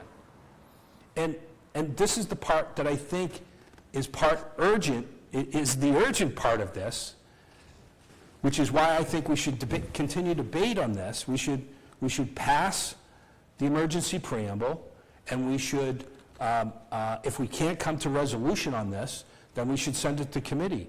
But we should continue the discussion tonight, because this is a critical, we open ourselves up to liability, right? And so I yield. Thank you. Thank you. I think Councillor Donahue did you have your hand up, Councillor? Thank you. Okay, Yes. and then Councillor Khan. Yeah, so as we continue to deliberate, which I do think is good, I think we are maybe losing a little bit of sight of what we're actually facing. And what we're facing is setting precedent. And there's already been a pattern from the administration in usurping the will of the council. I think if we tell the public that we are going to agree with the city solicitor's opinion because they're the lawyers and we're not, and we don't want to be accused of not taking the advice of lawyers when we're not lawyers. Well, what I would say to that is that the public needs to know that we did not approve the reappointment of that attorney because they have failed us time and time again. We don't have representation for us. All of our questions are sent to a person who at this point really truly works only for the mayor. This has been made very clear. We did not agree to appoint that attorney again, and we were completely circumnavigated and usurped at that time. This is no different, but this time we're being accused in the public eye of doing something obstructionist and something detrimental to the community. I don't believe that for a second. I do believe this was orchestrated from day one. 100% this has been their political maneuver. I 100% agree with the Ward 5 councillor. There's no need for it to have gone this way at all. The administration did this very deliberately. There's no question. And I don't know how we reconcile that other than either we bend over and say, okay, the administration can just pick and choose when they're going to do things in a timely manner based on when it suits their needs or when they need to run out the clock. Because as far as I can tell, most things have been fine. And in the letter we did receive today from the mayor, it is true that they listed many appointments that have come through as communications. Well, that's fine, all well and good, but he failed to mention that those communications all went to committee to be vetted, because I remember vetting them in committee. So they don't just come in to receive and file. They're meant to be reviewed and discussed by us. And we did do that. We already did vet this candidate twice, in committee and at council. So I don't know how much more we can belabor that point if we have another committee meeting about it. So I guess I don't want to talk in circles, but it's kind of bewildering that we're here at all, because the mayor just does not want to listen to the council at all. They planned this, they had ample time, and they chose to do it this way. They created this emergency, they created this chaos, they created this dysfunction, and 100% the mayor is trying to point the finger at us because we can't see what's going on. So I don't know what else to say. Thank you, Councillor Khan. Yeah, so if we failed this, I want to play this out because I hear the Ward 5 councillor like, let's try to get some resolution here. So let me play it out for everyone, because I'm going back to what we got from the attorney, that the council does not need to approve a temporary appointment. I don't know how many agree or disagree, but that's what the attorney said. And so with that said, if we have turned this into an appointment, we vote on it and we fail it, we didn't solve anything, because the mayor could still, the certificate that they put in place is still in place. I mean, can someone, we don't even have an attorney to ask, and so we're now supposed to kind of interpret ourselves. We're all going to kind of wear our different hats and answer these questions, and I feel that it's woefully not the best way to do the job we do at these seats. I mean, it's funny, my husband said, will you be home in time for ice cream? I said, yeah, this should be about 30 minutes. No, it's been an hour and a half, and we are still kind of talking and trying to get to some resolution when it's a very simple way to handle this. Bring it in, accept it, send it to committee. Look how quickly we got a special meeting. We could move when we need to. We could have a general government meeting, make it committee of the whole. We could turn this around and do another special meeting a week from today, because I know we're all dedicated to address this. But we have no administration, and we have no, like, an administration to say, hey, can you redo this certificate? So that's the way, and that's what I'm encouraging us, but it looks, that's why I want to separate this. If some people feel like we'll get the votes for the emergency preamble, that's fine. It goes up or down. But if it doesn't, we still have the underlying item that we could send to committee. And that's all I'm asking, is give that a chance. Councillor Zeet and Councillor McCauley. Thank you. I'm a little bit lost. First thing is, my opinion only, on the procedure. Yes, it's an omnibus motion, so if it fails, the thing is dead, and you can't act on it, it's dead. And if you separate the two and the emergency passes and the second one fails, it's still dead because you've taken a vote. It's an up or down. The only way to revive something is to have a motion to reconsider. So I just give you my opinion on how it works. I was just simply trying to offer separating the emergency to give people an opportunity if they felt they wanted to vote in different ways. But my predicate is that I do want an opportunity to vote on the underlying matter itself. And if the emergency doesn't pass, you don't get that opportunity. And I don't think that's fair to me, anyways. Second thing is, I guess I'm not, so I'm playing it out in my mind too. So we play nice, and we send it off to committee, and then we have the city solicitor come in, and she says, did you read my opinion? I already told you guys you have no role in this. What are you doing? And then we say, well, we take exception with the date. She says, well, but I already told you have no role. So then we turn to the administration, who thus far has basically ignored everything we've said in the last 6 months, and we say, hey, can we work together and change the date? And they say no. I'm just not clear on why we would do the same thing again and expect a different result. It's circular. So I really want to emphasize the Ward 2 councillor's point, because I think it was well put. We need to start the process of shifting the pendulum back into the middle of the center of balance. And my guess is, so first of all, if this fails tonight, this motion, then the reappointment fails. That's how I view it. It's that simple, just as the appointment failed last week. Now, last week we were followed up with a temporary appointment. This week we probably will be followed up with, I don't care what you have to say, you have no role in this. The city solicitor, who is a higher being than all of us, has stated that you have no role. So we have a disagreement. This happens. Some people call this a constitutional crisis, a charter crisis, etc. Being on the council for 10 years is actually not the first time that I've seen this, and sometimes these things do end in simple loggerheads. But what the council does and telegraphs to the community is very important, and they need to understand that we are taking steps to reestablish the balance of power between the two branches, and sending it off to committee in a polite way to the administration. That ship sailed several months ago, and I don't support it. Councillor McCauley, you did have your hand up. Yeah, I do, again, I do want to reiterate that I do think that we should vote yes for this, and then handle the issue, the underlying issue as well, if we want to separate it or not. But I do think that we should, I'll support either going forward. I do want to respond, because I do think there's, I have a different read than here. The council, on this temporary appointment, you know, the legal opinion is the council doesn't have a role, but the administration doesn't have an unlimited role, right? So I disagree that the council doesn't have a role, because, you know, you could take the argument to the extreme that says the mayor might appoint somebody who he or she thinks is qualified and is not qualified, and, you know, they wreak disaster within the organization, and they would say, well, why didn't the council foresee that, or all of that kind of stuff. So I do think there's always a mutual respect, checks and balance that goes on there.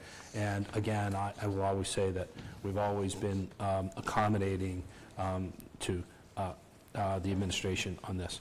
But the administration does not have 90 days blanket. The administration has to bring forward something and do something within 90 days. And I'll go back to, the administration did do something within 90 days. Within 35 days after the appointment ended, they brought forward the nomination to refill the position on a full-time basis. That is in the legal opinion that says once that happens and a vote is taken, then that vote is valid. And so, again, I will reiterate the fact that we already had a temporary appointment that we weren't involved with, and we already had a permanent replacement for this individual nominated and not passed within the 90-day period. And that is clearly stated in the opinion that says the mayor has within the time of the temporary extension to bring forward a nominee. So, so I'm not trying to split the atom here in trying to get into who said what, but the legal opinion here only goes so far. It goes so far that says, yes, the mayor can appoint anyone they want, provided they think they can do the job. Okay.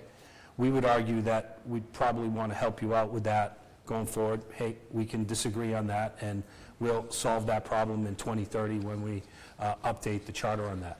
But they've already taken the step, but here's the point. According to the lawyer, they've already taken the steps. They've appointed this individual for almost 60 days, 55 days, as a temporary employee for this position without involving the council, and then brought forward 35 days into that, their nomination. The nomination went through committee review, private interviews, and a vote on the floor, and in day 56, within the same 90, they decided they were going to resubmit again for another temporary extension. And that's what's not addressed here, because part of the criticism is the most favored attorney doesn't understand the nuances of our city and opines from afar. And that's part of our problem here, is that we're talking about procedural matters, not real matters that are on the ground. And what matters on the ground is the reality. It's part procedural, yes. Mayor has submitted as of July 1st, right, a temporary appointment. It was double secret, no one knew about it, not even the employee, right? And then on August 5th, they submitted a real nomination, a reappointment for this role, went through the proper procedures, and according to their own attorney, then the position's over. That's it. And so that's why I encourage us all that I don't have to be a lawyer to understand the text on a page that says where the appointment is rejected, the position becomes vacant. That's it. That's a sentence. Page 2, August 18th, in debate. So that's why I say I think we should actually act on this and give the messaging that, listen, the administration needs to move forward with a different candidate or a search for a different candidate or something else going forward. Thank you. All right, thank you. Any other councilors? So what we have on the floor is that mega motion, combined motion, omnibus motion, which includes waiving the rules, emergency preamble, and approval of what we're labeling appointment 595. As amended. As amended, thank you. Councilor Preston? Yeah, I want to be really clear about this vote. If I were to vote yes on the omnibus motion, I would be voting yes on the preamble, but also yes to the appointment Correct. of the person. All right, thank you. Temporary. Okay, temporary appointment, thank you. Okay, everyone, Yeah. Councilor McCauley and Councilor Khan. With that, I'll be brief, right? I will vote yes on the omnibus as a compromise, but I would prefer that it's split, and we vote on both, and we vote yes on the preamble, but I don't believe, but that's what I'm willing to do. Councilor Khan? Yeah, I have to agree, so let's play this out. So we grouped everything together so that those of us who don't want the emergency preamble and want to send this to committee will vote no. But we also bundled in approval of the appointment. So our no would also fall for that. Correct? So I think that's shady. I'm just telling you guys right now. I've never seen anything so underhanded. I'm calling it out. I'm not even I don't know why I'm here, because that is not working in good faith here. Well, that was the original motion, so... But we you know, shouldn't have there's- accepted that. I mean, that is, Well, it was I'm seconded just and we calling had- it out. yeah. If my colleagues are going to allow that to happen, whoever was the second, whoever made that motion, I am pleading to withdraw that, and let's do this right. Let's do the emergency preamble, then let's vote on the matter. Okay, Councilor Zede? Yeah, so I made the motion. Obviously, my intent is not to be underhanded or anything like that.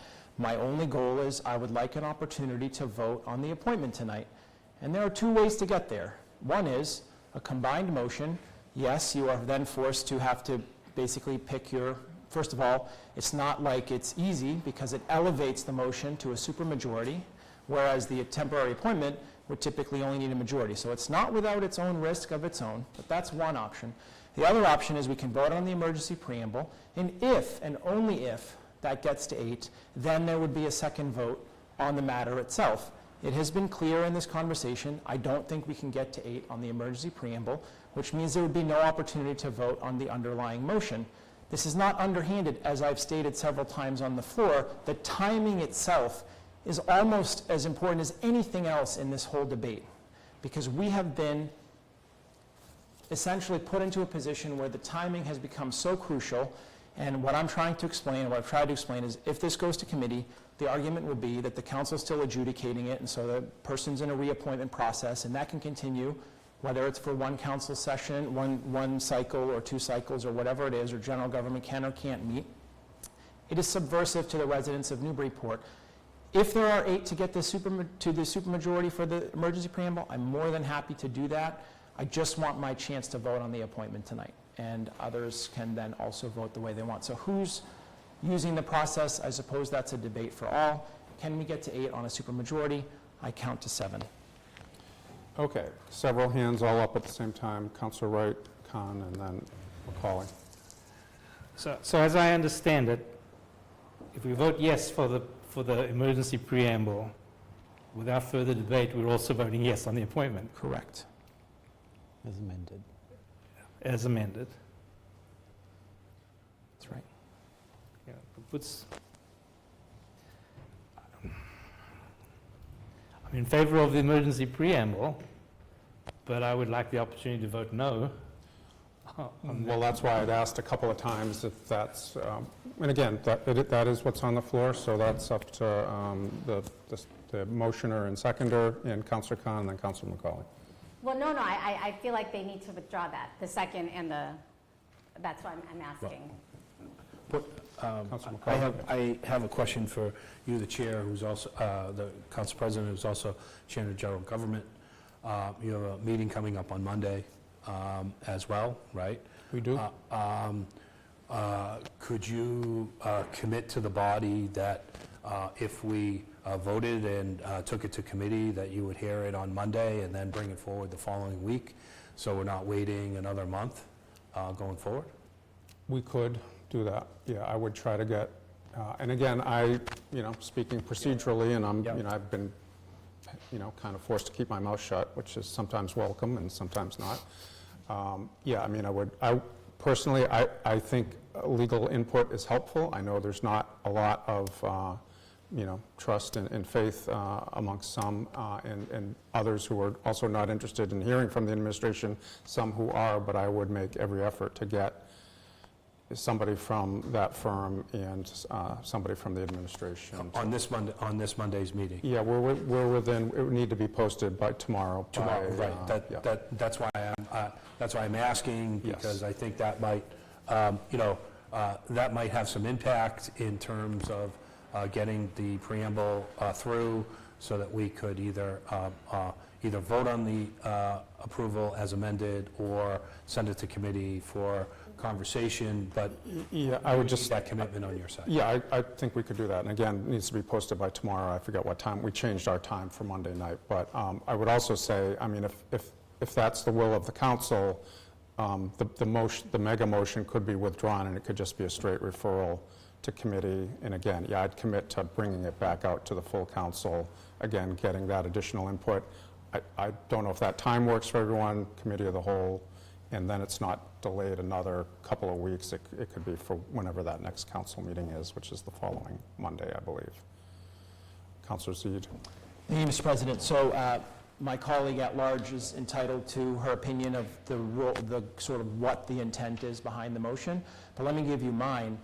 This is 4 councillors potentially saying that we can't vote on this tonight, and really coming to the aid and comfort of the administration, which was, I think, broadly agreed upon as being the number one Point of order, that's not challenge. the intention. Sorry, stick to your debate. Okay.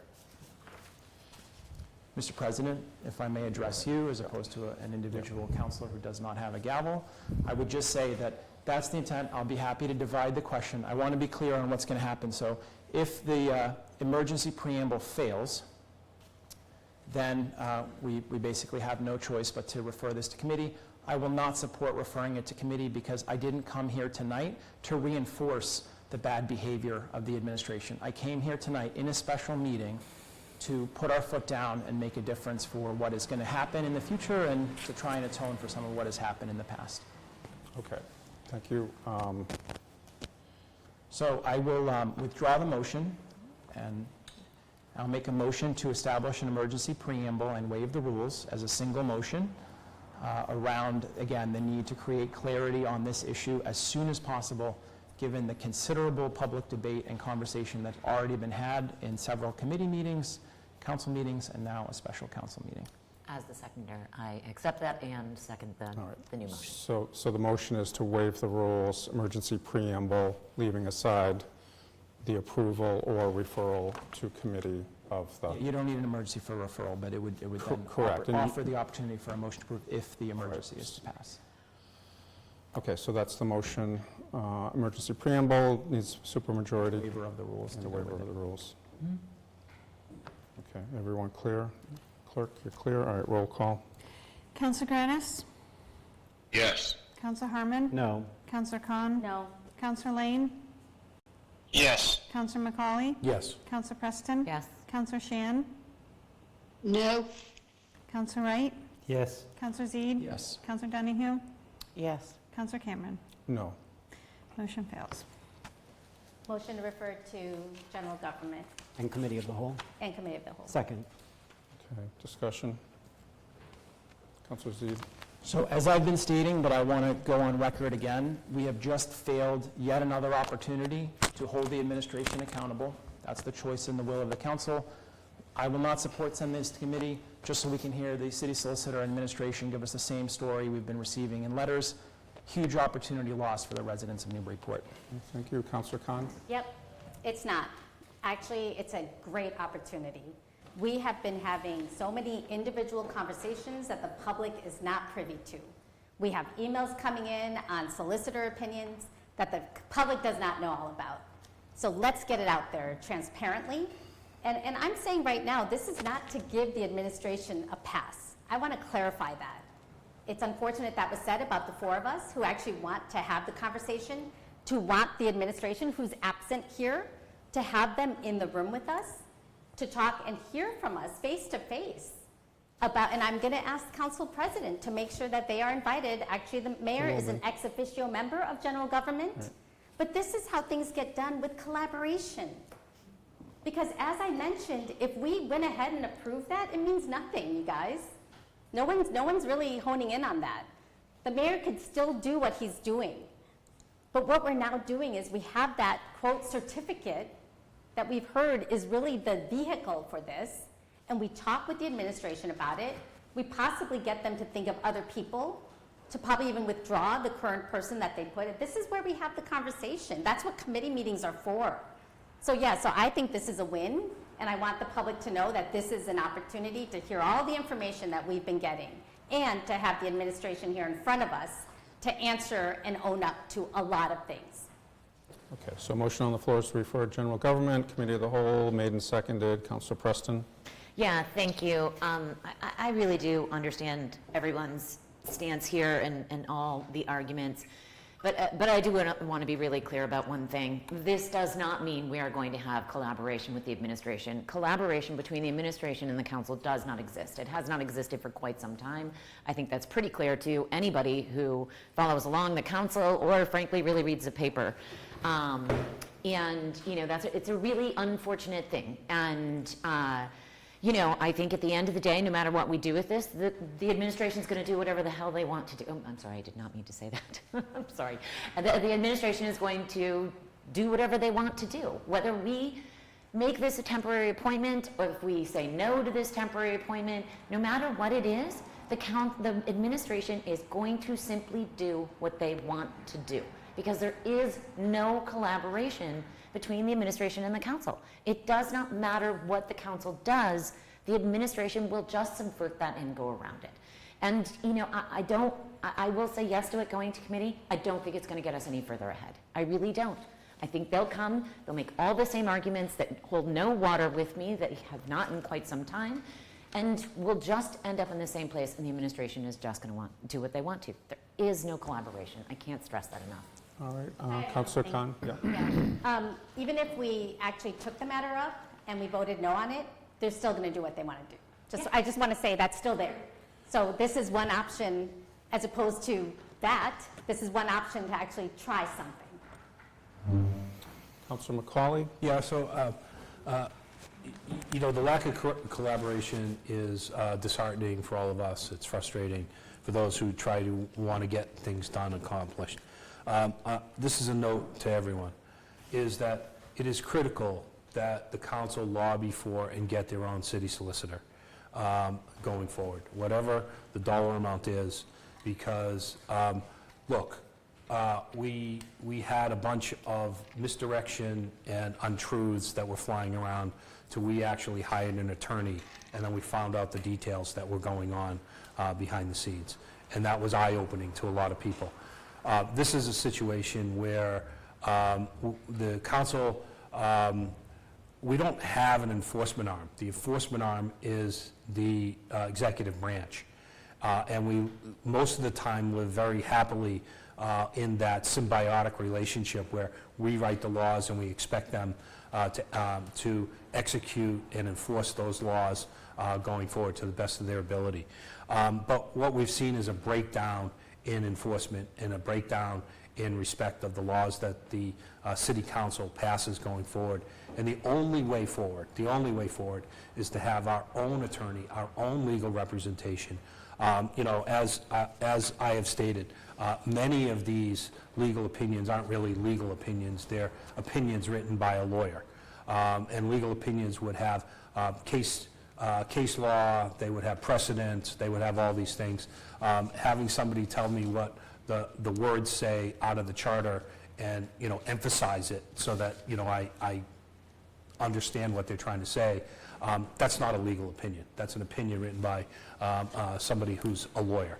And so having the council having somebody to fight back for them on a legal level and/or taking ourselves to court to enforce our own laws, I think is a critical next step going forward.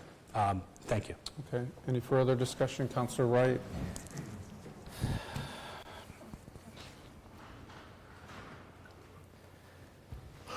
So we send this to committee.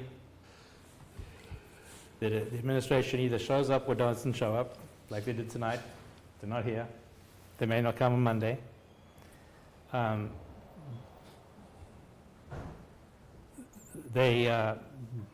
We've asked for collaboration.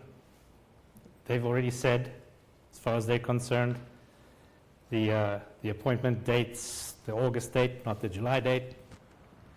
It's been said in public. Every legal opinion that has come to me, to my city council email, has been shared with the public. For the record, there's nothing that the public has not seen, that I've seen that the public has not seen. And so, yeah, I guess I'll vote to send this committee. I'll hold my nose and send it to committee, but I don't expect any positive, collaborative outcome from it. Okay, further discussion? All right, hearing none. Yes, please. Okay, sorry, Councillor Land, go ahead. Didn't see a hand there. Yeah, so I just wanted to chime in. Just listening to the debate go on, whether it's a win, it's a lose. I'm scratching my head. What members of this body voted to not get legal counsel around the Merrimack River and pollution? But yet all of a sudden, our solicitor is going to interpret this for us, who, by the way, we didn't vote for, and most of us have no confidence in. So I guess the only thing, the word that rings true is transparency at this point for me. So I'm wondering if it's time that we as a body reached out to the state auditor for an audit of process and see exactly what's going on in terms of whether we're doing the right thing, the wrong thing, what's the legal way, what's the right way, what's the wrong way. I think that's the only way at this point, in the spirit of transparency, is to get an audit on our processes. So I'll vote for it to go to committee. Like I said, one way or the other, we're going to do the dance, the solicitor come in, who I have no faith in whatsoever personally. I think most of us don't. And the beat goes on.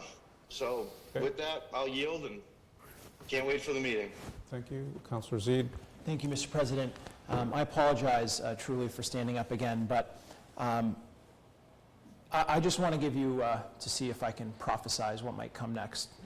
I haven't been around for a while. So three things could happen.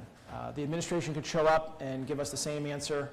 City solicitor will almost certainly give the same answer because it's a faux pas to go back on your prior opinion. And, or they'll come in and give lip service to, we're going to search for a candidate now. We've truly heard you this time. And it'll be a hollow search, because if you were going to do what you said you were going to do, you would have already done it by now. I mean, how close to the edge of the cliff can you come? I'm not going to come on Monday. I don't think it serves residents, and I think that's the thing that if people are watching this at home, maybe they're perceiving this as either a fight between the executive branch and the legislative branch, or they're seeing it as a fight between councilors. But really, this was all about residents. A majority of this body did not feel that this individual was fit to serve in the position. That was it, and that's in defense of this city council, and we're being eaten away from the inside, which is really hard for me to watch and see. I wish the committee good luck in their deliberations, and I look forward. I will not support the temporary appointment, although I would prophesize it may be converted to receive and file by that time. Thank you. Thank you. Any further discussion? Councillor Khan? Yeah, I also want to prophesize, but maybe like since I'm on that committee, I think there were a lot of points made here about the contract, about the actual timing of when that person and when was that seat vacant. We have a lot of questions that we brought up here that I plan on asking, and I want to get those answers. You know, we talk about, you know, we don't have any faith in our attorney. Do we hear what we're trying to do? We're trying to get and eliminate a voice out there that is kind of the expertise. That firm has additional people. There's a labor attorney. There's someone who actually, another firm that we worked with on the library investigation.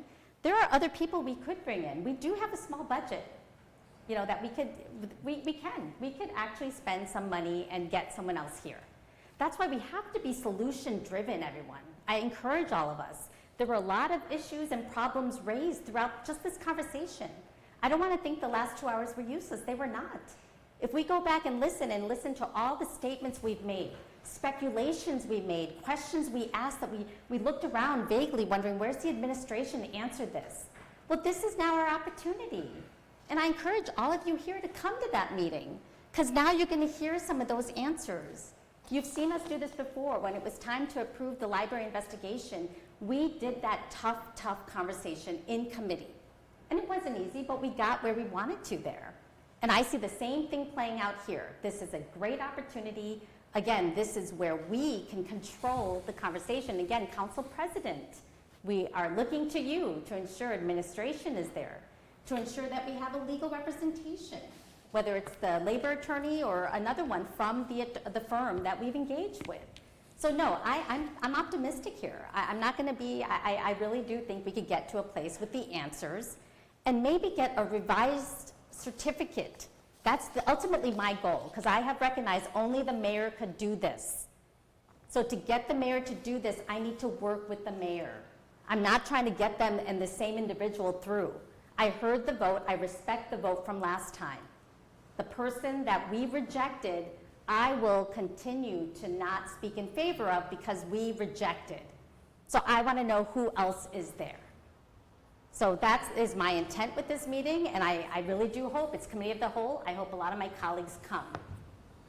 Okay, getting closer to a vote. Councillor Preston. Yeah, I just really briefly, I want to make sure that the council understands and the public understand that when the mayor submitted the budget for this fiscal year, he submitted a budget with a line item for a lawyer for the administration for $150,000.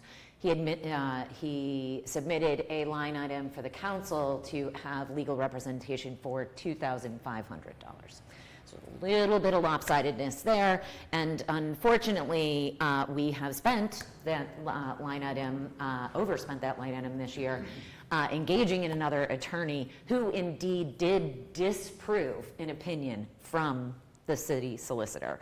And so we really don't have any money left in our line item because we utilized That was last fiscal year. But we did not, it was not processed until this fiscal year. But it was encumbered in the past fiscal year. It was long past the, By the time, we have the, Well, we've so- not, to my knowledge, we've not spent the $2,500 this okay, year. it was, my knowledge was different, but at the same token, we have $2,500. And the only attorney that we've engaged, which again, disproved the legal opinion of our city solicitor, was well more than $2,500. So it is very hard for me to imagine that, you know, we really have any teeth on our own legal line item to really do anything to counter the city solicitor. Thank you. Okay. Councillor Lane, your hand is up, which might have been from before. All right, I'll take that as your hand is not up. Yes, I'm sorry. I meant to put it down. Sorry. For some reason, the view is a little bit different. All right, so motion on the floor to refer this to General Government Committee of the Whole with all those caveats. Oh, Councillor Donahue. Sorry. Thank you. Lastly, I promise really quick. I just want to make one last point, and I really can't stress this strongly enough for the public. This is not the dysfunction of the city council. This is the mayor that we currently have to deal with and that we've had to deal with for the past 4 years, 3.5 years, usurping us around every turn that it does not suit his needs. That's it. That's it. We said no. He said, I don't care. That's what we've got to deal with. So that's what the public needs to understand. It's not that they're hearing one thing or another about us not listening to our city solicitor. They need to hear the truth and the reality of the situation. We're being pitted against each other by a mayor who has his mind made up. Nothing different is going to come of this meeting on Monday, other than us revisiting the same questions. And I'll go through the motions, but it's not going to be to a different outcome. I mean, I wish it would be, but call me a skeptic. I'm a realist. And this mayor has proven time and time again to not care at all to respect this council's will, and therefore the will of the people of this community, who we were chosen to represent. So. Okay, seeing no more hands, roll call. Motion to refer the matter to General Government and Committee of the Whole. Councilor Granis? Yes. Councilor Harmon? Yes. Councilor Khan? Yes. Councilor Lane? Yes. Councilor McCauley? Yes. Councilor Preston? Yes. Councilor Shan? Yes. Councilor Wright? Yes. Councilor Zede? No. Councilor Donahue? Yes. Councilor Cameron? Yes. Motion passes. Motion to adjourn? Second. Roll call. Councilor Granis? Yes. Councilor Harmon? Yes. Councilor Khan? Yes. Councilor Lane? Yes. Councilor McCauley? Yes. Councilor Preston? Yes. Councilor Shan? Yes. Councilor Wright? Yes. Councilor Zede? Yes. Councilor Donahue? Yes. Councilor Cameron? Yes. Bonsoir, those of you out in internet land.